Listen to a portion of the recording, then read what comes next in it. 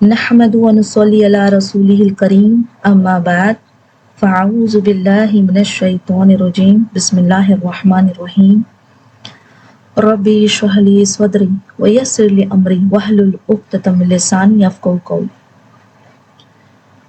ربي زدني علما ربي زدني علما ربي زدني علما اللهم فقهني في الدين اللهم فقهني في الدين اللهم فقهني في الدين۔ اللہ تعالیٰ کا لاکھوں کروڑوں شکر ہے کہ اللہ تعالیٰ نے قرآن کی نسبت ہمیں یہاں جمع کیا۔ اللہ تعالیٰ سے دعا ہے کہ اللہ تعالیٰ ہم یہاں پر جو بھی آیتیں جانیں گے، جو بھی سبق حاصل کریں گے، بس ہماری زندگیوں میں ہم عمل کرنے والے بن جائیں، انشاءاللہ آمین آمین۔ تو تھوڑا سا ریویژن کرتے ہوئے چلتے ہیں، جیسے کہ ہماری سورہ بقرہ کی آیت نمبر 1 سے لے کے 188 تک ہمارا جو ہے وہ کمپلیٹ ہو چکا تھا رمضان سے پہلے، ہے نا۔ تو اب ہم آگے کا سلسلہ شروع کریں گے انشاءاللہ، لیکن اس سے پہلے مختصر سے ہم کیا کریں گے، مختصر سا ریویژن کریں گے پچھلی جو آیتیں ہیں ان کا، آیتوں کا نہ کرتے ہوئے اوورال جو ہماری سورہ بقرہ کی آیتیں ہوئی اس کا کریں گے، کیونکہ ماشاءاللہ نیو سسٹرز بھی رہیں گے کافی، اوکے، تو ان کا بھی ریویژن ہو جائے گا انشاءاللہ۔ تو دیکھیے سورہ بقرہ کے آغاز میں اللہ تعالیٰ قرآن مجید کا تعارف کراتے ہیں کہ یہ ایسی کتاب ہے جس میں کوئی شک نہیں ہے اور یہ پرہیزگار لوگوں کے لیے ہدایت ہے۔ اب یہ پرہیزگار کا ورڈ ہے نا، آج کی آیتوں میں بھی آنے والا ہے انشاءاللہ۔ تو پرہیزگار کون ہے؟ پرہیزگار وہ لوگ ہیں جو غیب پر ایمان رکھتے ہیں، نماز قائم کرتے ہیں، اللہ کے دیے ہوئے رزق میں سے خرچ کرتے ہیں، پچھلی آسمانی کتابوں مطلب کہ توریت، انجیل، زبور پر ایمان رکھتے ہیں اور آخرت پر کامل یقین رکھتے ہیں۔ اب یہ کتنی چیزیں آسان لگتی ہیں نا، ایسا لگتا ہے کہ یار یہ سب ہم کرتے ہیں، پر جب قرآن کو سمجھنے لگتے ہیں نا، ایک ایک بات واضح ہونے لگتی ہے، مطلب کہ کلیئر ہونے لگتی ہے، تب پتہ چلتا ہے کہ ہم کیا کر رہے ہیں، ہم اس مطلب دائرے میں آتے بھی ہیں یا نہیں۔ تو خیر، جیسے جیسے سیکھیں گے آیتیں ویسے ویسے انشاءاللہ اللہ ہمارے ذہن کھول دیتا ہے اور پھر یہ ساری باتیں جو ہیں وہ ہمیں کلیئر ہو جاتی ہیں۔ اس کے بعد اللہ تعالیٰ انسانوں کے 3 قسمیں بیان کرتے ہیں۔ اللہ تعالیٰ بتاتے ہیں کون سے 3 قسم کے لوگ ہیں، یا تو مومن، یا تو کافر، یا تو منافق، مطلب مومن، کافر اور منافق، یہ 3 قسمیں ہیں انسان۔ اب ہم جو ہے وہ ان تینوں میں سے کسی ایک کیٹیگری میں آتے ہیں، یا تو ہم مومن ہیں، یا تو ہم کافر ہیں، یا تو ہم منافق ہیں۔ اب مومن کون ہے؟ مومن وہ ہے جو دل سے ایمان لاتے ہیں اور نیک عمل کرتے ہیں۔ کافر وہ ہیں جو حق واضح ہونے کے باوجود انکار کرتے ہیں، جبکہ منافق وہ لوگ ہیں جو زبان سے ایمان کا دعویٰ کرتے ہیں لیکن دل سے ایمان نہیں رکھتے، اور اس طرح خود کو اور دوسروں کو دھوکہ دیتے ہیں۔ اور یہ منافقوں کا بہت ذکر آتا ہے قرآن میں۔ اس کے بعد اللہ تعالیٰ تمام انسانوں کو دعوت دیتے ہیں۔ اگلی آیتیں جو ہیں اس میں کیا ہم نے دیکھے کہ اللہ تعالیٰ تمام انسانوں کو دعوت دیتے ہیں کہ وہ اپنے رب کی عبادت کریں جس نے انہیں پیدا کیا، زمین کو بچھونا بنایا، آسمان کو چھت بنایا اور بارش نازل کر کے انسانوں کے لیے رزق پیدا کیا۔ پھر حضرت آدم علیہ السلام کا واقعہ بیان کیا جاتا ہے کہ اللہ تعالیٰ نے انسان کو زمین میں خلیفہ بنایا اور آدم علیہ السلام کو علم عطا فرمایا، جس سے ان کی فضیلت ظاہر ہوئی۔ فرشتوں کو آدم علیہ السلام کو سجدہ کرنے کا حکم دیا گیا، جسے سب نے مان لیا، مگر ابلیس نے کیا کیا، تکبر کی وجہ سے انکار کیا اور یوں وہ شیطان بن گیا۔ بعد میں آدم علیہ السلام سے خطا ہوئی، لیکن انہوں نے توبہ کی اور اللہ تعالیٰ نے ان کی توبہ قبول فرمائی۔ پھر ہم آگے کی آیتوں میں جب آتے ہیں تو پتہ چلتا ہے کہ اللہ تعالیٰ بنی اسرائیل قوم کو انٹروڈیوس کراتے ہیں۔ اللہ تعالیٰ بنی اسرائیل کو کے بارے میں مطلب ان پر کی گئی نعمتیں یاد دلاتے ہیں کہ اللہ نے انہیں فرعون کے ظلم سے نجات دی، سمندر کو چیر دیا ان کے لیے کھانے، آسمانی کھانے اتارے، من و سلوہ، بادلوں کا سایہ کیا ان کے لیے، لیکن اس کے باوجود انہوں نے ناشکری کی، اللہ کے احکام کی نافرمانی کی اور بعض انبیاءوں کو جھٹلایا۔ ان واقعات کے ذریعے مسلمانوں کو یہ سبق دیا گیا کہ اللہ کی نعمتوں کی قدر کریں اور دین میں تبدیلی یا نافرمانی سے بچیں۔ اس کے بعد حضرت ابراہیم علیہ السلام کا ذکر آتا ہے، جنہیں اللہ تعالیٰ نے مختلف آزمائشوں کے بعد لوگوں کا پیشوا بنایا۔ انہوں نے اللہ کے حکم سے اپنے بیٹے مطلب کہ اسماعیل علیہ السلام کے ساتھ مل کر خانہ کعبہ کی تعمیر کی اور دعا کی کہ ان کی نسل میں ایک رسول بھیجا جائے جو لوگوں کو اللہ کی آیات سکھائے اور انہیں پاک کرے۔ اس کے بعد قبلے کی تبدیلی کا حکم دیا گیا۔ پہلے مسلمان جو تھے مسجد اقصیٰ کی طرف رک کر کے نماز پڑھتے تھے، لیکن پھر حکم آیا کہ اب رخ خانہ کعبہ کی طرف کیا جائے۔ اس تبدیلی کے ذریعے اللہ تعالیٰ نے یہ ظاہر کیا کہ اصل چیز اللہ کے حکم کی اطاعت ہے۔ پھر اللہ تعالیٰ مومنوں کو صبر اور نماز کے ذریعے مدد حاصل کرنے کی تعلیم دیتے ہیں اور بتاتے ہیں، اور کیا بتاتے ہیں کہ انسان کو دنیا میں مختلف آزمائشوں جیسے خوف، بھوک، مال اور جان کے نقصان سے آزمایا جائے گا، لیکن جو لوگ صبر کرتے ہیں ان کے لیے اللہ کی رحمت اور ہدایت ہے۔ اس کے بعد بتایا گیا کہ صفا اور مروہ اللہ کی نشانیوں میں سے ہیں اور حج یا عمرہ کرنے والوں کے لیے ان کے درمیان صحیح کرنا مطلب کہ چکر لگانا اس کے کیا ہے؟ عبادت ہے۔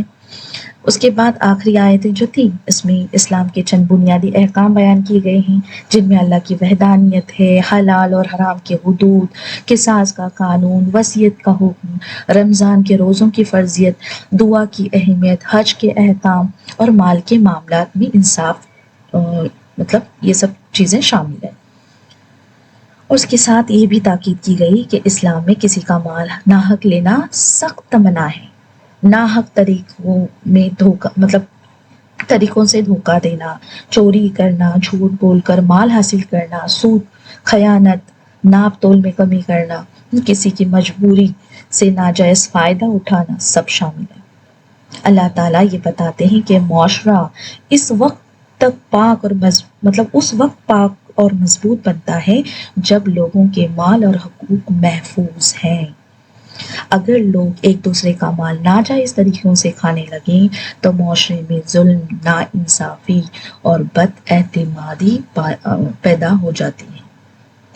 اور ہماری جو آخری آیت تھی نا 188، تو اس میں جو ہے نا اللہ تعالیٰ بتاتے ہیں کہ ایک دوسرے کا مال ناحق نہ کھایا کرو، نہ حاکموں کو رشوت پہنچا کر کسی کا مال ظلم و ستم سے اپنا کر لیا کرو۔ تو یہ بہت اہم جو ہے وہ آیت ہے، کیونکہ بعض لوگ ایسا کرتے ہیں مطلب ابھی بھی ہوتا ہے نا یہ، وہ جانتے ہیں کہ حق ان کا نہیں ہے لیکن وہ اپنے مال یا اپنا جو رتبہ ہے اس کے ذریعے کیا کرتے، فیصلہ کرنے والوں کو بدل دیتے ہیں، متاثر کر دیتے ہیں تاکہ فیصلہ ان کے حق میں ہو جائے۔ تو اللہ تعالیٰ واضح فرماتے ہیں، اللہ تعالیٰ کلیئر کرتے ہیں کہ اگرچہ دنیا میں کوئی شخص اس طرح فیصلہ اپنے حق میں کروا لے لیکن اللہ کے نزدیک وہ پھر بھی ظلم اور گناہ ہی ہوگا، کیونکہ اصل حقیقت اللہ کو معلوم ہے نا۔ تو اس آیت سے یہ بھی معلوم ہوتا ہے کہ صرف ظاہری فیصلہ کافی نہیں ہوتا، بلکہ اصل اہمیت سچائی اور کیا ہے، دیانت کی ہے۔ اگر کوئی شخص جانتے بوجھتے ہوئے جھوٹے مقدمے کے ذریعے یا رشوت کے ذریعے دوسروں کا مال حاصل کر لے تو وہ حقیقت میں حرام مال کھا رہا ہوتا ہے، چاہے دنیا کی نظر میں وہ کامیاب ہی کیوں نہ ہو، کامیاب ہی کیوں نہ نظر آئے۔ اللہ تعالیٰ انسان کو اس بات کی تربیت دے رہے ہیں کہ وہ اپنے دل میں اللہ کا خوف رکھے اور دوسروں کے حقوق کا احترام کرے۔ تو اس طرح سے ہماری یہ جو 188 تک کی آیتیں تھی، اس کے بعد اب آتے ہیں ہم آج کی آیتوں کی طرف، جو کہ پہلی آیت ہے ہماری 189۔ تو دیکھتے ہیں کہ آج ہمارا رب ہم سے کیا کہنا چاہتا ہے۔ بہت ہی بہترین آیتیں ہیں آج کی بھی، الحمدللہ۔ تو دیکھیں، پہلے ہی دیکھو اللہ تعالیٰ کیا فرماتے ہیں کہ لوگ آپ سے، مطلب آپ صلی اللہ علیہ وسلم سے نئی چاند کے بارے میں سوال کرتے ہیں۔ اللہ تعالیٰ کہتے ہیں کہ کہہ دیجئے کہ یہ لوگوں کے روزمرہ کی معلومات اور حج کے لیے وقت کی پہچان ہے۔ اب یہ جو آیت ہے نا، اس آیت میں نا ہم کو 3 حصے ملتے ہیں، مطلب ایکچول میں 2 حصے ہیں۔ تو پہلا حصہ کیا ہے کہ اللہ تعالیٰ بتا رہے ہیں کہ لوگ آپ صلی اللہ علیہ وسلم سے جب پوچھتے تھے نا، تو کیا ہے، نئے چاند کے بارے میں سوال کرتے ہیں کہ کہہ دیجئے کہ لوگ کے روزمرہ معاملات اور حج کے لیے وقت کی پہچان ہے۔ اور دوسرے حصے میں اس کے کیا ہے، اور یہ کوئی نیکی نہیں ہے کہ تم گھروں میں پچھلی طرف سے داخل ہو، بلکہ اصل نیکی اس کی ہے جو تقوی اختیار کرے اور گھروں میں ان کے دروازے سے، مطلب کہ سامنے والے دروازے سے داخل ہو، اور اللہ سے ڈرتے رہو تاکہ تم فلاح پا سکو۔ اب سب سے پہلے دیکھتے ہیں پہلا حصہ، ٹھیک ہے۔ اب دیکھو پہلے حصے میں اللہ تعالیٰ کیا فرما رہے ہیں۔ ہاں، پہلے حصے میں اللہ تعالیٰ کیا فرما رہے ہیں کہ آپ صلی اللہ علیہ وسلم سے نا لوگ کیا کرتے تھے، چاند کے بارے میں پوچھتے تھے کہ وہ کبھی باریک ہوتا ہے، پھر آہستہ آہستہ بڑا ہو جاتا ہے، اور پھر دوبارہ کم ہو جاتا ہے۔ مطلب کہ چاند کے جو فیزز ہیں نا، اس کے بارے میں پوچھتے تھے۔ تو اللہ تعالیٰ نے مطلب آیت نازل کی، اللہ تعالیٰ نے فرمایا کہ یہ چاند کے بدلتے ہوئے یہ جو مرحلے ہیں نا، یہ جس طرح سے چاند بدل رہا ہے نا، یہ کیا ہے، ہاں، یہ جو فیزز اس کے بدل رہے یہ کیا ہے۔ تو کیا کہا کہ یہ اوقات، مطلب وقت معلوم کرنے کا ذریعہ ہے۔ انہی کے ذریعے انسان کیا کرتا ہے، مہینوں کا حساب رکھتا ہے۔ ہاں، کیا کرتا ہے، انہی کے ذریعے انسان مہینوں کا حساب رکھتا ہے۔ تیسرا کیا ہے کہ چاند کی حالت دیکھ کر عبادت کے اوقات معلوم ہوتے ہیں۔ اس کے بعد چوتھا کیا ہے، خاص طور پر حج اور دوسری عبادتیں کس زمانے میں ادا کرنی ہے، یہ بھی چاند کے ذریعے پہچانا جاتا ہے۔ اور اس طرح اللہ تعالیٰ نے چاند کو انسان کی زندگی کے نظام اور عبادت کی ترتیب کے لیے ایک قدرتی نشانی بنایا ہے۔ That's it۔ اس کے علاوہ اس کے بارے میں جو بھی کہا جاتا ہے وہ سب غلط ہے۔ جو بھی اندھی تقلیدیں باندھی جاتی ہیں وہ سراسر غلط ہے۔ اب میری بہنوں، ہمارے معاشرے میں پتہ ہے کیا ہوتا ہے، ایک منٹ مجھے، ہاں، تو دیکھیں یہاں پر نا اگر ہم دیکھتے ہیں تو یہ چاند جو ہے نا، جیسے کہ ابھی وقت کا وغیرہ بتایا گیا ہے، تو یہ ہے کیا، تو دیکھو ایک ہوتا ہے شمسی کیلنڈر اور ایک ہوتا ہے قمری کیلنڈر۔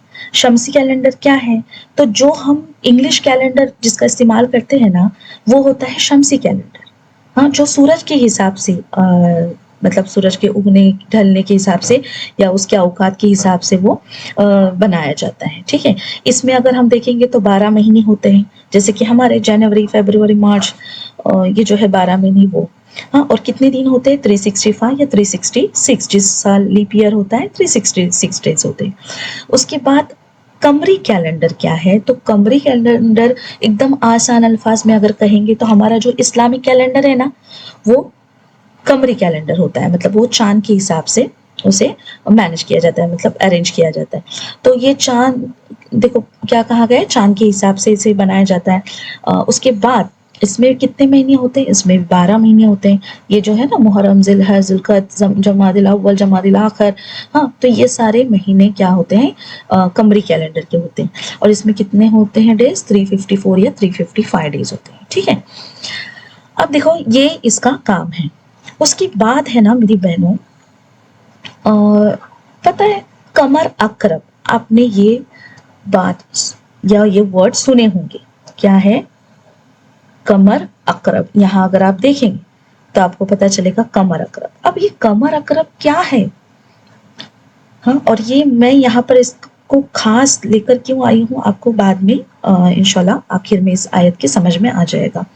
तो देखो ये कमर अकरब जो है ना, ये एक्चुअली पहले मुझे बताएं कि ये समझ में आ रहा है ना, कुछ डिफिकल्ट नहीं लग रहा है ना, आसानी से समझ में आ रहा है ना, चैट में बता दें मुझे। ओके ओके, अल्हम्दुलिल्लाह। अब देखो यहाँ पर हमारे उर्दू कैलेंडर में, अगर हम उर्दू कैलेंडर देखते हैं ना, तो इसको अभी ये इस में मैं थोड़ा सा इसको बड़ा करके यहाँ पर बताई हूँ। तो अगर हम देखेंगे ना, तो यहाँ पर देखो ये राउंड किया हुआ है ना रेड, इससे एकदम क्लियर तो नहीं दिख रहा है, हाँ, पर यहाँ पर समझ में आ रहा होगा आपको, कमर अकरब लिखा हुआ है। 20, 21 और 22 तीनों डेज में देखो ये कमर अकरब लिखा हुआ है। अब मेरी बहनों ये खास मैं इसलिए बता रही हूँ क्योंकि हम देखो, एक तो पहले ये हमारे मुस्लिम कैलेंडर में है, उसके बाद क्या होता है ना, हम लोग के अकीदे इससे जुड़े हुए हैं, हाँ, और ये अकीदों की वजह से जाने अनजाने में हम कहाँ निकल जाते हैं, अंधी तकलीदों की तरफ मुड़ जाते हैं और हम शैतान के रास्ते पर चल पड़ते हैं। तो ये बहुत ज़रूरी है इसका नॉलेज लेना, ठीक है। तो ये है कमर अकरब। अब एक्चुअली कमर अकरब है क्या, तो देखें हमारी जो खला है, हाँ, हमारा जो स्पेस है, इसके अंदर स्टार्स हैं, है ना, सितारे हैं। अब ये जो सितारे हैं ना, इनके ग्रुप है, मतलब कि एक एक ग्रुप में झुंड में होते हैं ये स्टार्स, ठीक है। तो अब ये झुंड होते हैं ना, तो पता है हम लोग देखो बच्चों co dot dot dot dot देकर एक तस्वीर, मतलब जैसे कि नंबर सिखाने होते हैं, तो हम वो सब डॉट्स को ना नंबर देते हैं 1 2 3 4, और फिर उनको बोलते हैं कि ज्वाइन करो, और ज्वाइन करने के बाद एक तस्वीर तैयार होती है ना। तो उसी तरह नुजूमियों ने क्या किया कि ये जो स्टार्स है ना, इनके ये जो ग्रुप में होते, इनको ऐसे ही ज्वाइन करके कुछ मतलब शेप जैसे तैयार हुए, तो ये शेप तैयार किए। और अभी ये देखो ये कैसा शेप दिख रहा है, अभी हालांकि ये सब स्टार्स का एक ग्रुप है, हाँ, पर वो इसको जोड़ने के बाद कैसे शेप दिख रहा है, एक बिच्छू की तरह दिख रहा है, उसी को कहते हैं अकरब, ठीक है, उसी को कहते हैं अकरब। तो अब ये बिच्छू का शेप है ना तैयार किए, और उसके बाद में इससे जो है वो अंधी तकलीदें इन्होंने जोड़ दी हैं। अब ऐसे ही जो पूरे खला में है ना, हमें 12 ऐसे जो स्टार्स के झुंड मिलते हैं, 12 स्टार्स के ग्रुप मिलते हैं, और उनको क्या किए, उनके अलग अलग शेप बना के उनको अलग अलग नाम दिए गए। जैसे कि अगली इसमें यहाँ देखेंगे आप, तो देखो यहाँ पर ये जो शेप दिख रहे हैं ना एनिमल का, मतलब कि यहाँ पे लायन का शेप, लायन है, ये तराजू है ना, ये सारे शेप इस तरह से उन्होंने बना के क्या किए हैं, उनको नाम दिए हैं, ठीक है। अब होता क्या है, हमें पता है चांद जो है ना वो जमीन के गिर्द क्या करता है, चक्कर लेता है ना। तो ये देखो यहाँ पर ये चांद, और ये इसके फेजेस चेंज होते हैं। अब होता क्या है, ये जो स्टार्स के झुंड है ना, इसके सामने से है ना वो पास होता है चांद। तो जब जैसे कि देखो यहाँ पर ये अभी ये स्टार का समझो झुंड है, हाँ, इसके सामने से ऐसे वो पास होता जाता है। अब ये पूरा टोटल चक्कर लेने के लिए कितने 27 डेज लगते हैं चांद को ये जमीन के इर्द गिर्द घूमने के लिए। तो जैसे अगर हम देखेंगे तो एक स्टार का झुंड रहता है ना, उसके सामने वो ऑलमोस्ट दो 2.5 से 3 दिन तक या 1.25 दिन तक ऐसे वो उसको मतलब पास होने के लिए टाइम लगता है। तो क्या इन्होंने क्या अकीदे बांध दिए हैं कि इसके सामने से, अब देखो जब ये बिच्छू वाला दिख रहा होगा आपको, हाँ, स्कॉर्पियो दिख रहा होगा, तो जब स्कॉर्पियो के सामने से जब वो चांद पास होता है तो उसे कहते हैं कमर अकरब। क्या कहते हैं, कमर अकरब। और फिर क्या अंधी तकलीदें मानी जाती है इसके साथ कि जब चांद कमर अकरब में है तो कुछ नहीं करना है, शादी नहीं करना है। हाँ, फिर वो शादी बर्बादी हो जाएगी। फिर क्या कहते हैं, कोई सफर नहीं करना है, सफर नहीं करते हैं लोग। हाँ, कोई काम नहीं करते, कोई नेक काम नहीं करते हैं। तो सोचिए मेरी बहनों, हम मुसलमान हो के हाँ ये सब चीजें करते हैं, तो ये सरासर गलत है। अल्लाह ने हमको क्या बता दिए हैं कि ये औकात जानने के लिए चांद, हाँ, महीने पता चलने मतलब महीनों के बारे में जानने के लिए है। बस इतना ही काफी है मेरी बहन। और इसके अलावा आज से अगर हम में से कोई भी अगर इस बात पर यकीन रखता है तो इसे क्या करेंगे, आज से ही दिल से निकाल डालेंगे। अब पता है मुझे कैसे ये बात पता चली, एक्चुअली मेरी जब शादी मतलब की डेट तय हो रही थी ना, तो मुझे याद है कि उस वक्त ना, मुझे तो उस वक्त तो कुछ नहीं समझ आ रहा था, पर मैं वो वर्ड मुझे याद था, कमर होकर।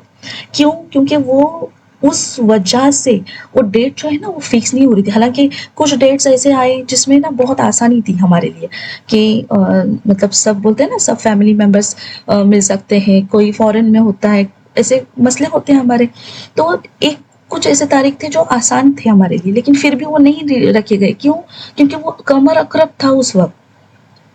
तो जब मतलब स्टडी करने के बाद ये पता चला कि ये चीज क्या है और हमारी कितनी अंधी तकलीदें इससे जुड़ी हुई हैं। हम्म। और हम लोग मतलब काफी अक्सर मुसलमानों में आप देखिए शादियां इसी वजह से क्या होती है, उनकी मतलब तक ये जो है ना डेट वो तय नहीं करते हैं, चेंज कर देते हैं। तो याद रखना है कि आज से ये बात हम अपने जहन में मतलब फिक्स कर देंगे कि ऐसा कुछ नहीं होता है, सब कुछ अल्लाह के हाथ में है। जो कुछ करने वाला है अल्लाह ताला करने वाला है। तो इस आज से क्या करेंगे, हम इस अंधी तकलीफ को खत्म कर देंगे इंशाल्लाह इंशाल्लाह। और कभी भी ऐसा कुछ मौका आया कि उस वक्त बोल रहा है कोई कि अरे ये तो कमर अकरब है, अब ये तारीख नहीं बोलना, हम क्या करेंगे, कोशिश करेंगे वही दिन लेंगे जानबूझ के। हाँ, बताएंगे हम उन्हें कि देखो ऐसा कुछ नहीं होता। ठीक है, उम्मीद है यहाँ तक मेरी बहनों को समझ में आ गया होगा। ओके गुड, अल्हम्दुलिल्लाह। अब देखो यहाँ पर देखो आयत नंबर सूरह फुरकान की आयत नंबर 61 में ना अल्लाह ताला इस के बारे में हमें बताते हैं। हाँ, क्या बताते हैं कि बड़ी बरकत वाला है वो जिसने आसमान में बुरुज बनाए। मतलब ये बुरुज, ये जो कमर अकरब मतलब ये जो स्टार्स के ग्रुप है ना, ग्रुप, इसी को बुरुज कहा जाता है। और उसमें एक रोशन चिराग और चमकता हुआ चांद बनाया। अब एक दिलचस्प बात क्या है पता है, इस आयत में सूरज के मतलब ये जो सूरज है इसके लिए क्या सिराज का वर्ड यूज किया गया है, मतलब कि यानी खुद रोशन होने वाला चिराग। और चांद के लिए मुनीर, मतलब चांद जो है वो खुद रोशन नहीं होता है, वो सूरज की रोशनी से रोशन हो जाता है ना। तो अब देखो मेरी बहनों के यही बात जो कुरान में हमें मिलती है वो अभी अभी साइंसदानों ने मतलब उस जब रिसर्च करने लगे तब पता चला उन्हें। हाँ, उन्होंने जब तस्दीक की तो क्या पता चला कि सूरज की अपनी रोशनी है जबकि चांद सूरज की रोशनी से चमकता है। तो ये सारी चीजें मेरी बहनों साइंस तो अभी पता कर रही है, हाँ, पर ये तो ऑलरेडी कुरान में दर्ज है अल्हम्दुलिल्लाह। तो ये सब चीजें उसके बाद है ना, अगली आयत है ना, इसमें टॉपिक अलग है पर अगर हम देखेंगे ना तो उसका कोर है ना वो सेम ही है। अब देखते हैं अगली आयत, फिर हम उसके बाद में इंशाल्लाह समझते हैं नेक्स्ट आयत ने सॉरी नेक्स्ट हिस्सा जो है हमारा आयत का। तो देखिए यहाँ पर हमने क्या देखे थे, हाँ, कि क्या अल्लाह ताला फरमाते हैं आगे, और ये कोई नेकी नहीं है कि तुम घरों में पिछली तरफ से दाखिल हो, बल्कि असल नेकी उसकी है जो तकवा इख्तियार करे और घरों में उनके दरवाजे से दाखिल हो। क्या है, उनके दरवाजे से दाखिल हो। तो अब देखिए मेरी बहनों यहाँ पर ये जो दूसरा हिस्सा है ना, ये एक ऐसी रस्म की इस्लाह की गई है जो जाहिलियत के जमाने में बाज लोगों में मौजूद थी। इस वक्त کچھ لوگ نا یہ سمجھتے تھے کہ اگر وہ حج یا عمرہ کے احرام کی حالت میں ہوں تو گھر کے دروازے سے داخل ہونا درست نہیں ہے. مطلب جب احرام کی حالت میں جب گھر پہ آتے تھے وہ لوگ، تو وہ لوگ کیا سمجھتے تھے کہ اب ہم فرنٹ ڈور سے، مطلب گھر کا سامنے کا جو دروازہ ہوتا ہے نا، اس سے داخل ہونا اچھی بات نہیں ہے، درست نہیں ہے. بلکہ وہ کیا کرتے تھے، گھر کے پیچھے سے یا دیوار فلانگ کر داخل ہوتے تھے.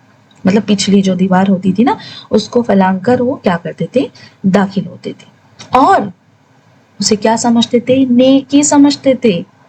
تو اللہ تعالیٰ یہاں پر کلیئر کر دیتے ہیں، واضح کر دیتے ہیں کہ نیکی کا تعلق اس طرح کی ظاہری رسموں سے نہیں ہے. حقیقی نیکی یہ ہے کہ انسان اللہ سے ڈرے، تقوی اختیار کرے اور اللہ کے احکام کی صحیح طرح کیا کرے، پیروی کرے. اس لیے فرمایا کہ گھروں میں ان کے دروازوں سے داخل ہو. مطلب کہ کیا کرو، تم سیدھے دروازے سے داخل ہو، فرنٹ دروازے سے داخل ہو جیسے کہ تم ہوتے ہو. ہاں، اور اللہ سے ڈرتے رہو تاکہ تم کامیاب ہو جاؤ. تو میری بہنوں، یہ بہت ہی اہم مطلب بات یہاں پہ بتائی جا رہی ہے ہمیں، کہ جو بھی ہماری اندھی تقلیدیں ہیں، بلائنڈ فیتھ جسے کہا جاتا ہے، ہاں، تو یہ پتہ ہے ہمارے زندگی پر اس کا بہت ہی اثر پڑتا ہے. میں اپنا ایک ایکسپیرینس شیئر کرنا چاہوں گی.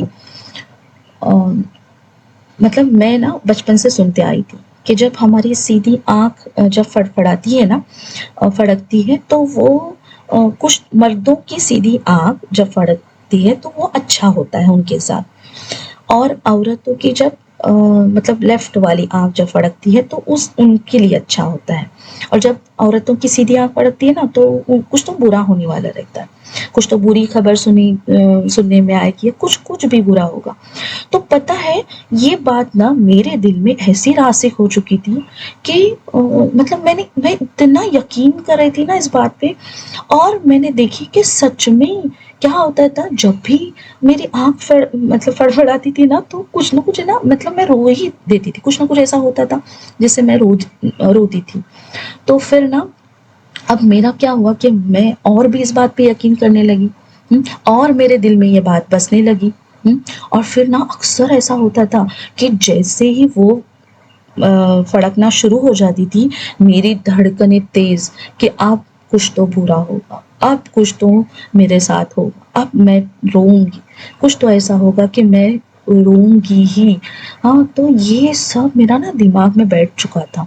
اور نا اتنا میں ڈرتی تھی اس بات سے نا میری بہنوں کہ میں کیا بتاؤں سچ میں. اور پھر نا یہ کافی سالوں تک چلتا رہا. پھر دیکھو نا، ہم جب ہے نا قرآن سے، مطلب پہلے تو قرآن سے جڑنے سے پہلے جیسے کہ میں الحمدللہ مطلب بیانات سنتی تھی، اور میرا مطلب نمازیں بھی ماشاءاللہ قائم ہو چکی تھی الحمدللہ. لیکن پھر بھی یہ تک مطلب یہ جو تھی نا، یہ سب چیزیں تھی ہی ساتھ. لیکن جب قرآن سے جڑی، قرآن کی باتیں سمجھ میں آنے لگی، تب پتہ چلا کہ یہ چیزیں مطلب ایسی کوئی چیز نہیں ہوتی ہے. اور پھر نا میں نے اس بات کی تحقیق کی، ہاں، کہ کیا یہ آنکھ کا فڑکنا کیا ہمارے اسلام سے اس کا کوئی ریلیشن ہے کیا؟ تو پتہ چلا کچھ بھی نہیں. ہمارا ایسا کرنا، ہم کیا کرتے ہیں، خود پہ وہ چیزیں اوڑھ کر لیتے ہیں. پتہ ہے، اور اس کی میں نے مطلب بہت گہری جب تحقیق کی نا تو پتہ چلا کہ جب ہم کوئی بات کو سوچتے ہیں نا تو بات اسی طرح ہونے لگتی ہے. مطلب شیطان کیا کرتا ہے، اسی بات کو اس طرح سے کر کے دکھا دیتا کہ پھر کیا ہو، ہمارا عقیدہ بیٹھ جائے. اور ہم کیا کرتے ہیں، جانے انجانے میں غلط شیطان کے راستے پر نکل پڑتے ہیں. اور میری بہنوں، ہم آہستہ آہستہ اپنے دین سے کیا ہوتے، ہاں، اپنے ایمان سے کیا ہوتے ہیں، خارج ہونے لگتے ہیں. تو جب قرآن سے جڑی، پتہ چلا تحقیق کی اس بات کی، تب پتہ چلا کہ ایسا کچھ نہیں ہوتا، سب اللہ کی مرضی سے ہوتا۔ اور پھر میں نے بہت ہی مطلب اس پہ یہ کی، کیونکہ شروع میں تو تھوڑا ہو جاتا ہے نا، جیسے وہ شروع ہوتا تھا تو تھوڑا سا دل میں اوپر نیچے ہو جاتا تھا، لیکن آہستہ آہستہ اللہ کا شکر ہے کہ اللہ تعالیٰ نے اس میں سے باہر نکالا۔ اور یقین مانے کہ پھر میرا عقیدہ اتنا مضبوط ہو گیا اللہ تعالیٰ کی طرف، الحمدللہ، اللہ کا شکر ہے کہ پھر جب بھی ایسا ہوتا تھا نا تو میں اگنور کر دیتی تھی، اور مجھے پتا تھا کچھ نہیں ایسا ہونے والا، سب کچھ اللہ کے ہاتھ میں۔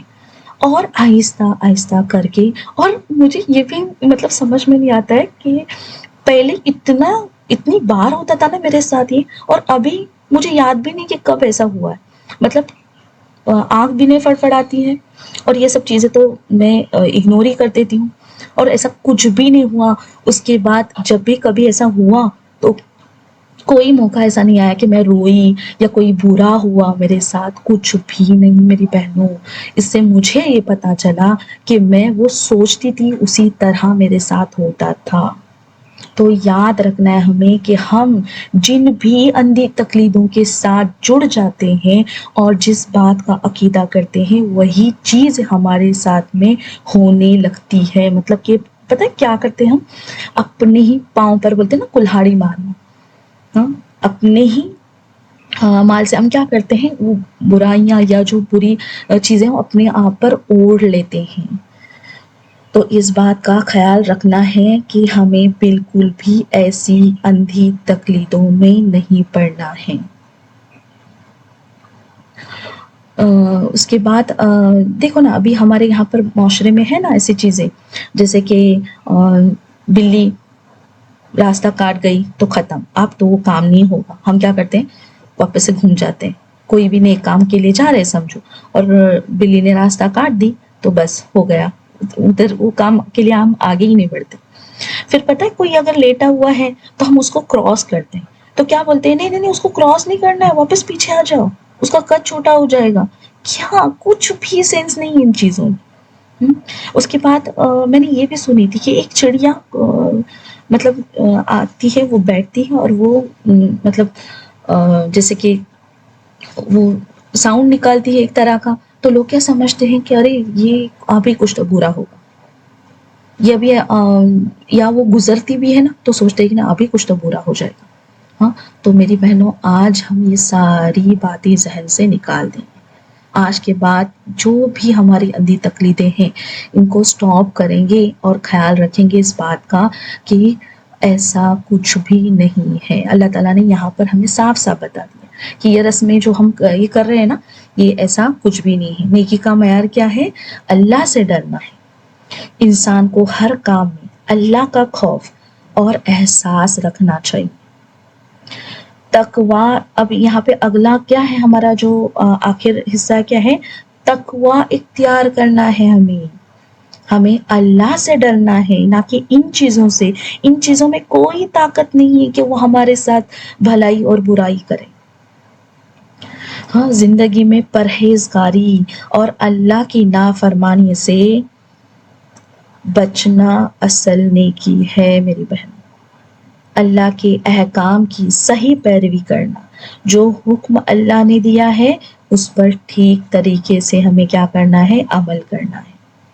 رسموں اور غلط روایتوں کو چھوڑنا ہے، مطلب کہ دین میں جو غیر ضروری رسمیں یا غلط طریقے ہیں ان سے بچنا ہے۔ اس کے بعد سیدھا اور درست طریقہ اختیار کرنا ہے، جیسے کہ ابھی وہ لوگ کیا کرتے تھے، پچھلے دروازے سے جاتے تھے نا، تو یہاں پہ بتایا گیا نا آیت میں،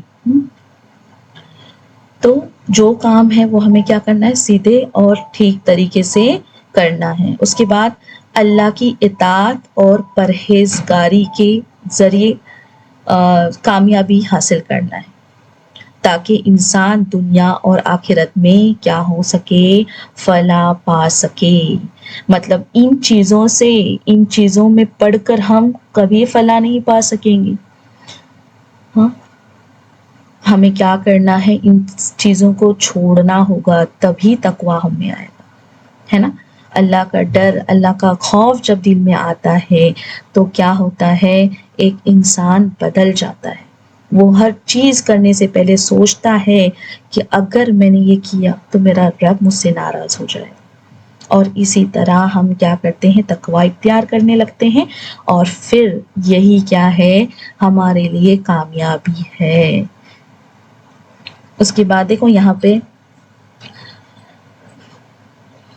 اللہ تعالیٰ نے تو مطلب اوور آل ہمیں کیا سبق ملا یہاں سے؟ کہ اللہ تعالیٰ نے کائنات کی چیزوں کو انسان کے فائدے اور رہنمائی کے لیے پیدا کیا ہے.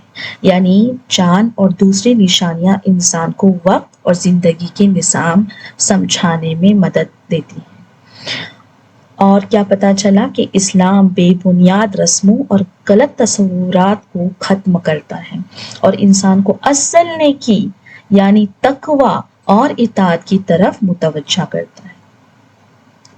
ہدایت اور کامیابی کا راستہ کیا ہے؟ اللہ کے احکامات کی سچی پیروی اور دل میں اللہ کا خوف پیدا کرنا ہے. یعنی اصل نیکی یہ ہے کہ انسان اللہ کی اطاعت کرے اور تقوی والی زندگی گزارے انشاءاللہ. تو امید ہے کہ یہ آیت اچھے سے سمجھ میں آ گئی ہوگی میرے سسٹرز کی. اوکے الحمدللہ، شکر. اوکے اب آگے بڑھتے ہیں اگلی آیت کی طرف. اب دیکھتے ہیں اگلی آیت میں اللہ تعالیٰ کیا فرماتے ہیں ہم سے. کہ اللہ تعالیٰ فرماتے ہیں کہ اور اللہ کی راہ میں ان لوگوں سے لڑو جو تم سے لڑتے ہیں، مگر زیادتی نہ کرو.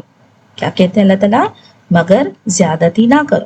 بے شک اللہ تعالیٰ زیادتی کرنے والوں کو پسند نہیں کرتا. اب دیکھو مکہ مکرمہ میں نا، جب مطلب وہاں کی زندگی میں مسلمانوں کے ہاتھ بندھے ہوئے تھے. مطلب جب مکہ میں تھے یہ لوگ تو انہیں جنگ کرنا وغیرہ یہ سب منائی تھی نا. صرف کیا تھا؟ صبر کرنا تھا اور اپنے ہاتھ روکنے کا حکم تھا. اب جب یہ لوگ ہجرت کر کے مدینہ آئے اور مسلمانوں کی ایک ریاست قائم ہو گئی، تو یہ پہلی آیت نازل ہوئی جس میں مسلمانوں کو دفاعی جنگ مطلب اپنے بچاؤ کے لیے جنگ کرنے کی اجازت دی گئی. اب اس کا ایک خاص تاریخی پہلو جو ہے نا وہ صلح حدیبیہ سے بھی جڑا ہوا ہے. ہم نے دیکھے تھے نا ابھی رمضان میں صلح حدیبیہ کے بارے میں میرا بچے نے ماشاءاللہ بہت اچھے سے سمجھائے تھے. اور جس سال کیا ہوا تھا کہ عمرہ کرنے کے لیے نکلے تھے، لیکن اس مطلب جو ہے معاہدے کی وجہ سے مسلمانوں کو کیا کرنا پڑا؟ واپس جانا پڑا. پھر اگلے سال مسلمان جب آئے، مطلب اگلے سال آنے کے لیے انہیں کہا گیا نا، تو جب حج کے لیے جا رہے تھے، عمرہ کے لیے جا رہے تھے، تو وہ لوگ مطلب یہ سوچتے تھے کہ یہ لوگ مکہ والے کہیں ان پر حملہ نہ کر دیں. اب جبکہ مسلمان حالت احرام میں ہوں گے، ہے نا، تو اللہ تعالیٰ نے یہ ہدایت نازل فرمائی کہ اگر وہ تم پر جنگ مسلط کرے تو تم بھی جواب دو، مگر کیا کرو؟ اپنی طرف سے پہل یا حد سے تجاوز نہ کرو. اب دیکھو یہاں پر ایک حدیث ہمیں ملتی ہے جس میں رسول اللہ صلی اللہ علیہ وسلم نے میدان جنگ میں بھی رحم دلی کی ایسی مثالیں قائم کی. تو دیکھو کیا کہا گیا، مطلب جنگ ہو رہی ہے لیکن جنگ کے دوران عورتوں کو قتل کرنے سے سختی سے منع کیا گیا. اس حدیث میں پتہ چلتا ہے کہ اللہ کے کیا حدیث میں آتا ہے کہ اللہ کے نام سے جنگ کرو، اللہ کی راہ میں ان لوگوں سے لڑو جو اللہ کا انکار کرتے ہیں. جنگ کرو لیکن مال غنیمت میں خیانت نہ کرو، غداری نہ کرو، اور مقتولوں کے مطلب کہ جو جن کو قتل کیا جائے گا نا ان کے اعضا نہ کاٹو. کیسا دین ہے دیکھو ہمارا، ہے نا، کس طرح سے ان سب چیزوں سے کیا کیا گیا ہے؟ منائی کی گئی. صحیح بخاری اور مسلم کی روایت ہے یہ، اس کے مطابق کیا کہا گیا ہے؟ نبی کریم صلی اللہ علیہ وسلم نے جنگ میں عورتوں اور بچوں کو قتل کرنے سے سختی سے منع فرمایا. آپ صلی اللہ علیہ وسلم جب مطلب لشکر روانہ فرماتے تو یہ اخلاقی ضابطے دیتے کہ اللہ کے نام کے ساتھ لڑو، غداری نہ کرو، مقتولوں کے اعضاء نہ کاٹو، اور کسی بچے، بوڑھے یا جو عبادت گاہوں میں جو عبادت کرنے بیٹھے ہیں ان لوگوں کو نقصان نہ پہنچاؤ۔ اس کے ساتھ ساتھ نباتات اور حیوانات، مطلب کہ جو یہ جو ہے نا پلانٹس وغیرہ یا ٹریز، ہاں اسے بھی کیا کرنا، بلا ضرورت یہ درخت جو ہے یہ نہیں کاٹنے ہیں۔ فصلیں جلانا، جانوروں کو ہلاک کرنا، ہاں اس سے بھی کیا کیا گیا، روک دیا گیا، تاکہ انسانیت کا کم سے کم کیا ہو، نقصان ہو، مطلب کم سے کم نقصان ہو انسانیت کا۔ تو دیکھو یہ آیت ہمیں سمجھاتی ہے کہ اللہ کے یہاں جنگ کا مقصد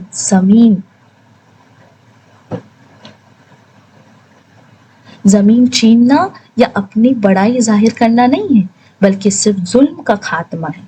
اللہ تعالیٰ نے فی سبیل اللہ، یہاں پہ دیکھو یہ ورڈ آتا ہے نا، فی سبیل اللہ، فی سبیل اللہ، مطلب کہ اللہ کی راہ میں یہ شرط لگائی، یہ شرط لگا کر واضح کر دیا کہ مومن کی تلوار صرف اس وقت اٹھے گی جب اللہ کا حکم ہوگا، اور مقصد صرف کیا ہوگا، انصاف کا قیام ہو۔ اللہ تعالیٰ زیادتی کرنے والوں کو پسند نہیں کرتا، یہ بات یاد رکھنی ہے ہمیں۔ تو کیا پتا چلا یہاں پر، یہ بات یہاں پر ہے نا، اگر آپ اسکرین شاٹ نکالنا چاہتے ہیں تو نکال سکتے ہیں، یہ بہت امپورٹنٹ باتیں ہیں، اس لیے میں نے یہاں پر جو ہے کوشش کی ہوں کہ یہاں پر بتایا جائے آپ کو کہ دیکھو پہلا سب سے پہلی بات کیا ہے کہ اسلام ہمیں یہ سکھاتا ہے کہ اگر کوئی ہمارے ساتھ برا سلوک کرے یا دشمنی کرے تو بھی ہمیں انصاف کا دامن نہیں چھوڑنا ہے، ہمیں صرف اتنا ہی جواب دینے کا حق ہے جتنا ظلم ہم پر ہوا ہو۔ اگر انسان غصے میں آ کر حد سے آگے بڑھ جائے تو وہ خود بھی ظلم کرنے والوں میں شامل ہو جاتا ہے، یاد رکھنا ہے کیا ہوگا، وہ انسان خود بھی وہ ظلم کرنے والوں مطلب ظالموں میں شامل ہو جائے گا۔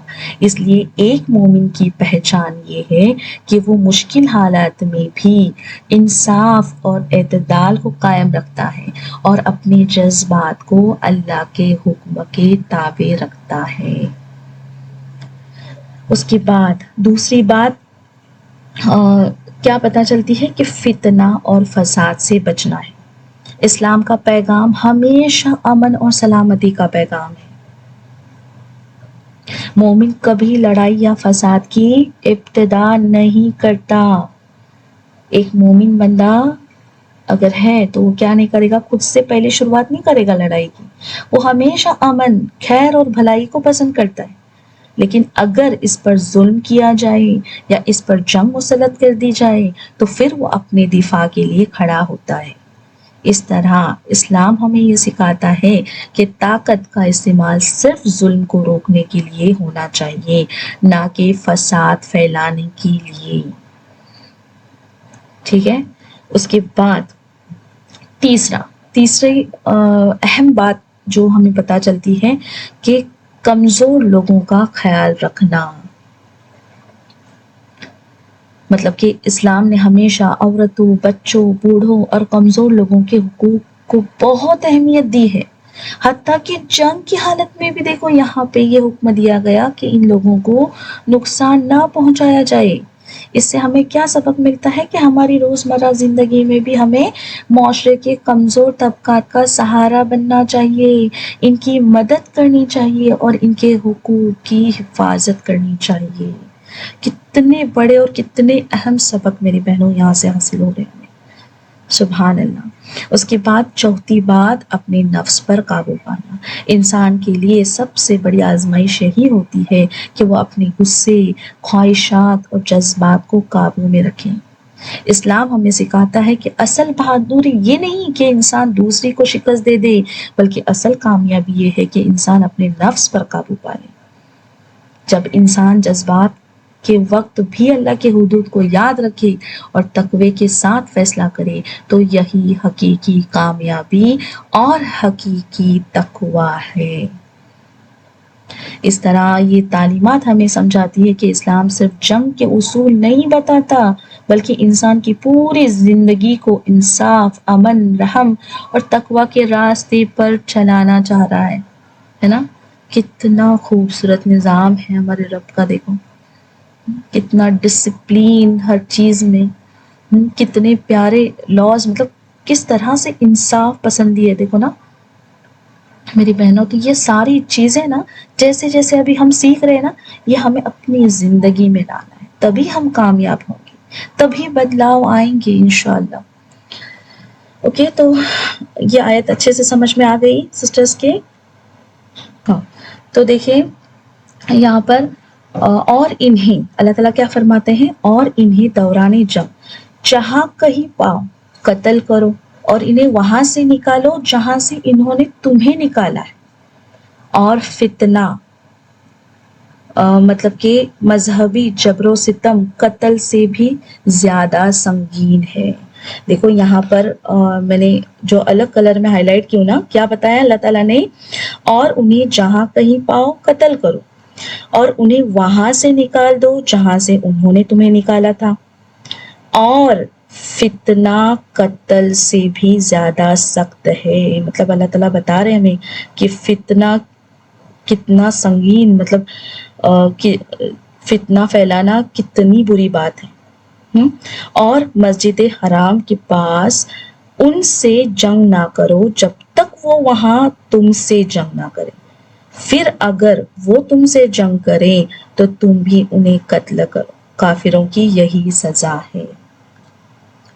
اب دیکھو اس آیت میں، اس آیت کا پس منظر جو ہے نا وہ بہت ہی جذباتی ہے۔ دیکھو مکہ کے مسلمانوں کو جذباتی اور دکھوں سے بھرا ہوا ہے۔ مکہ کے مسلمانوں کو ان کے گھروں سے زبردستی نکالا گیا تھا، ہم جانتے ہیں، ہے نا، ان کے جائیدادیں جو تھی وہ چھین لی گئی تھی اور انہیں ہجرت پر مجبور کیا گیا۔ ہجرت کے بعد جب مسلمانوں کو طاقت ملی تو ان کے دلوں میں اپنے گھروں کو واپس پانے کی تڑپ تھی۔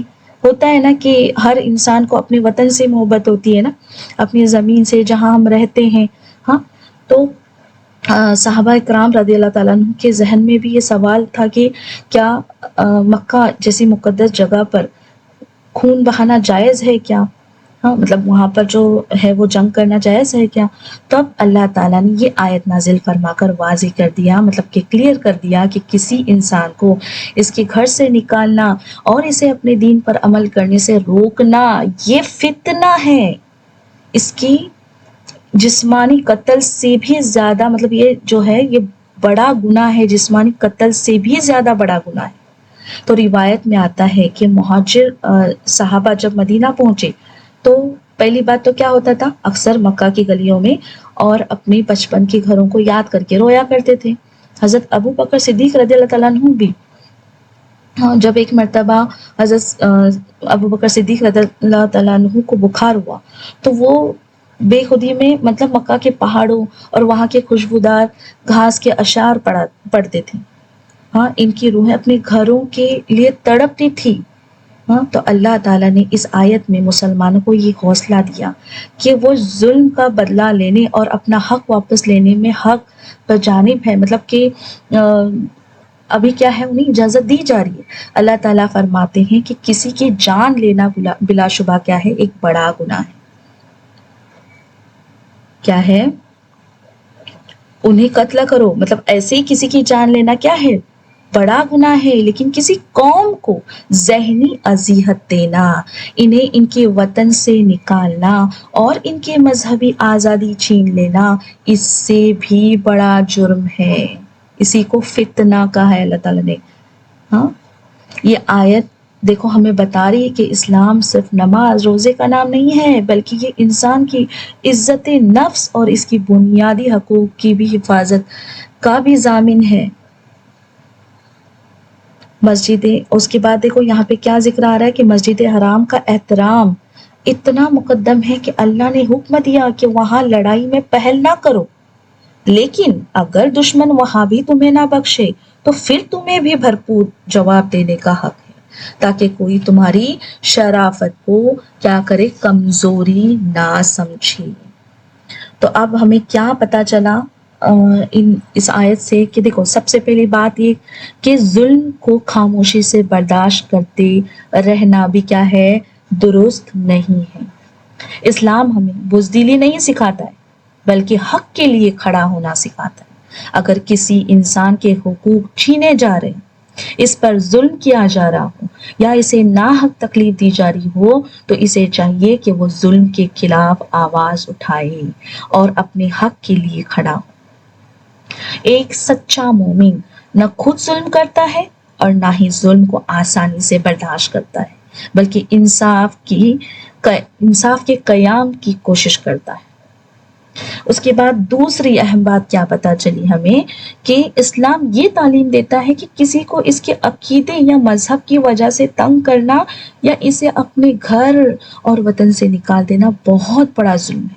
ایسے ظلم کو قرآن نے کیا کہا ہے، فتنہ قرار دیا، جو اللہ کے نزدیک بہت سنگین گناہ ہے۔ اس لیے مسلمان کو چاہیے کہ وہ دوسروں کے عقیدے اور آزادی کا احترام کرے اور معاشرے میں امن اور برداشت کو فروغ دے، مطلب صبر کرے۔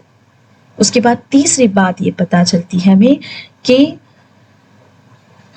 جو مقدس مقامات ہیں، اس کا احترام کرنا ہے۔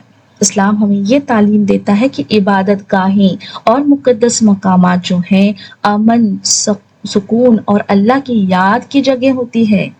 وہاں انسان کا دل نرم ہونا چاہیے، زبان نرم ہونی چاہیے اور ماحول ادب اور احترام والا ہونا چاہیے۔ اس لیے وہاں لڑائی جھگڑا، شور شرابہ یا کسی قسم کی بے ادبی کی کوئی گنجائش نہیں ہونی چاہیے۔ مسلمانوں پر لازم ہے کہ وہ اپنے مقدس مقامات کی حرمت کا خیال رکھیں اور کوشش کریں کہ وہاں ہمیشہ سکون، ادب اور احترام کا ماحول قائم رہے۔ لیکن اگر ہم آج میری بہنوں دیکھتے ہیں نا آج کے حالات، اگر آج کے حالات کو دیکھیں تو افسوس کے ساتھ کہنا پڑتا ہے کہ بعض اوقات لوگ انہی مقدس جگہوں پر صبر اور اخلاق کو بھول جاتے ہیں۔ معمولی باتوں پر ایک دوسرے سے بحث شروع ہو جاتی ہے، کبھی سخت الفاظ بول دیتے ہیں، ہے نا، کبھی کیا کرتے ہیں، گالیاں تک نکل جاتی ہے، اور کبھی چھوٹی چھوٹی باتوں پر جھگڑا ہو جاتا ہے۔ حالانکہ عبادت گاہیں وہ جگہ ہیں جہاں انسان کو اپنے دل کو صاف کرنا چاہیے، اپنے غصے کو قابو میں رکھنا چاہیے اور دوسروں کے ساتھ نرمی اور برداشت کا مظاہرہ کرنا چاہیے۔ اصل تعلیم میری بہنوں یہ ہے کہ جب انسان عبادت گاہ میں آئے تو وہ اپنے اخلاق کو بہتر بنائے، صبر اختیار کرے اور دوسروں کے ساتھ احترام اور محبت کا رویہ اختیار کرے۔ اگر کوئی غلطی بھی ہو جائے تو برداشت سے کام لے، کیونکہ صبر سے کام لے، کیونکہ عبادت گاہ میں سب سے خوبصورت چیز صبر، ادب اور حسن اخلاق ہے۔ یہی وہ رویہ ہے جو ایک سچے مومن کی پہچان بناتا ہے اور جس سے عبادت گاہوں کا حقیقی احترام قائم رہتا ہے۔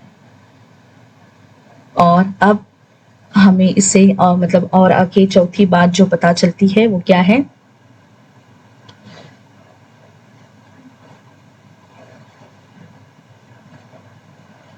کہ اسلام میں اگر کسی کے ساتھ ظلم ہو جائے تو اسے بدلہ لینے کا حق دیا گیا ہے، لیکن اس کے ساتھ یہ بھی واضح کر دیا گیا ہے کہ بدلہ صرف اتنا ہی ہونا چاہیے جتنا ظلم ہوا ہو، جتنا ظلم ہوا ہو، اس سے زیادہ زیادتی کرنا درست نہیں۔ اس تعلیم کے ذریعے اسلام انسان کو یہ سبق دیتا ہے کہ غصے اور انتقام کے جذبات میں بھی انصاف اور اعتدال کو نہیں چھوڑنا چاہیے۔ اس طرح یہ تعلیمات کیا بتا رہی ہے ہمیں کہ اسلام ایک ایسا دین ہے جو انسان کو ظلم کے خلاف کھڑا ہونے، دوسرے کی آزادی کا احترام کرنے، مقدس مقامات کی حرمت جو ہے وہ قائم رکھنے اور ہر حال میں انصاف پر قائم رہنے کی تعلیم دیتا ہے۔ اللہ تعالیٰ نے ہمیں یہ پیغام دیا ہے میرے بہنوں کہ امن پہلی ترجیح ہے، ہاں، لیکن عزت اور ایمان کی حفاظت کے لیے اگر لڑنا پڑے تو پیچھے نہیں ہٹنا چاہیے، کیونکہ ذلت کی زندگی سے عزت کی موت بہتر ہے نا؟ تو امید ہے کہ یہ آیت بھی اچھے سے سمجھ میں آ گئی ہوگی۔ آگے بڑھتے ہیں آیت نمبر 192 کی طرف۔ تو دیکھیے آیت نمبر 192 ہے نا، چھوٹی سی آیت ہے ہاں، پر یہ بہت بڑا مفہوم لے کر آئی ہے۔ اب دیکھو پچھلی بولتے ہیں نا چھوٹا پیک اور بڑا دھماکہ، اس طرح سے ہے ماشاءاللہ، بہت گہرا سبق ملتا ہے اس سے ہمیں۔ پچھلی آیت 190 سے 191 تک، اس میں اللہ تعالیٰ نے مسلمانوں کو ظلم کے خلاف لڑنے اور اپنے گھروں کو واپس حاصل کرنے کی اجازت دی تھی، لیکن یہ آیت اسلام کے اس خوبصورت پہلو کو مطلب ہمارے سامنے لاتی ہے کہ دین کا مقصد خون بہانا نہیں بلکہ اصلاح ہے، اصلاح۔ ہاں، اس کا پس منظر اب اگر ہم دیکھیں گے آیت کا، تو مکہ کے ان مشرکین سے جڑا ہے جنہوں نے مسلمانوں پر زندگی تنگ کر دی تھی، پریشان کر دیا تھا۔ اللہ تعالیٰ نے فرمایا کہ اگر وہ اپنی کفر، شرک اور مسلمانوں کو ستانے سے باز آ جائے تو ان کے پچھلے تمام گناہ معاف کر دیے جائیں گے۔ اللہ اکبر! دیکھو میری بہنوں، کیسا رب ہے ہمارا، دیکھو نا کیا کہہ رہا ہے کہ اللہ تعالیٰ نے کیا فرمایا کہ اگر وہ اپنے کفر، شرک اور مسلمانوں کو کتنا ستائے انہوں نے نا، اگر وہ اسے باز آ جائے نا تو ان کے پچھلے تمام گناہ معاف کر دیے جائیں گے، چاہے انہوں نے کتنی ہے مسلمانوں کا خون کیوں نہ بہایا ہو۔ اللہ اکبر! تو میری بہنوں دیکھو، میدان جنگ کے حوالے سے یہ اصول طے کر دیا گیا کہ اگر کوئی دشمن عین لڑائی کے دوران بھی باز آ جائے اور اسلام قبول کر لے تو اس کی جان بخشی جائے، ان کی جان بخشنا واجب ہے۔ تو یہ آیت ہمیں بتا رہی ہے کہ اللہ کا دروازہ کبھی بند نہیں ہوتا توبہ کا، وہ تو بس اپنے بندے کی پلٹ آنے کا منتظر رہتا ہے نا؟ اس آیت میں اللہ تعالیٰ نے اپنی دو عظیم صفات، ہاں، غفور اور رحیم، مطلب غفور مطلب بہت بخشنے والا، اور رحیم مطلب نہایت مہربان کا ذکر کیا ہے۔ یہ ہمیں بتاتا ہے کہ اسلام میں جنگ صرف مجبوری کا راستہ ہے، اصل مقصد امن کا قیام ہے۔ اگر دشمن اپنے روش بدل لے تو مسلمانوں کو بھی اپنے دل صاف کر لینے چاہیے اور پرانی دشمنیوں کو بھلا کر کیا کرنا چاہیے، انہیں گلے لگانا چاہیے۔ یہ آیت انسانیت کو انتقام کی آنکھ سے نکال کر معافی کے ٹھنڈے میٹھے چشمے کی طرف لے جاتی ہے۔ سبحان اللہ! کتنا پیارا دین ہے ہمارا نا۔ اور میری بہنوں دیکھو یہاں پہ کیا پتا چلا ہے اس آیت سے ہمیں کہ امید کا دامن کبھی نہیں چھوڑنا ہے۔ کبھی یہ نہ سوچے کہ اب واپسی کا راستہ نہیں رہا، مجھ سے اتنے گناہ ہوئے، اتنے کہ اب میں واپس نہیں لوٹ سکتی۔ نہیں میری بہن، کتنی بڑی بات بتائی جا رہی ہے یہاں پہ، دیکھو کہ جنہوں نے اتنا ظلم کیا، جانے لی، ان کو بھی اللہ تعالیٰ معاف کر رہے ہیں یہاں پر۔ ہاں، تو یہ بہت بڑی بات یہاں پر پتہ چلتی ہے۔ اس کے بعد معاف کرنا سیکھنا ہے ہمیں، اس سے ہمیں بھی تو سبق لینا ہے نا۔ ہاں، ہمیں بھی تو معاف کرنا ہے۔ ہاں، جب اللہ اپنے دشمنوں کو باز آ جانے پر معاف کر دیتا ہے تو ہمیں بھی چاہیے کہ اگر کوئی اپنی غلطی تسلیم کر لے اور باز آ جائے تو اسے معاف کر دے۔ کینہ اور دشمنی پالنا مومن کا کام نہیں ہے۔ اس کے بعد میں ہمیں کیا کرنا ہے، تبدیلی کا موقع دیں۔ معاشرے میں اگر کوئی برائی مطلب توبہ کرتا ہے تو ہمیں اسے کیا کرنا ہے، تانے نہیں دینے، یا کیا کرنا ہے، اسے عزت کے ساتھ اس سے پیش آنا ہے، تاکہ وہ کیا کرے، اچھائی کے راستے پر ثابت قدم رہ سکے۔ اس کے بعد میں اللہ کی محبت پر یقین رکھنا ہے۔ یہ آیت رب کی اپنے بندوں سے محبت کی انتہا ہے میری بہنوں، انتہا۔ وہ فرماتا ہے کہ تم بس ایک قدم میری طرف بڑھو، میں تمہارے سارے گناہ بخش دوں گا۔ تو بس اللہ سے خوب معافی مانگیں گی کہ اللہ تعالیٰ ہمیں معاف کرے اور ہمیں اللہ تعالیٰ کا قرب حاصل ہو جائے انشاءاللہ، آمین آمین۔ اس کے بعد آخری آیت کی طرف آتے ہیں، آیت نمبر 193 کی طرف۔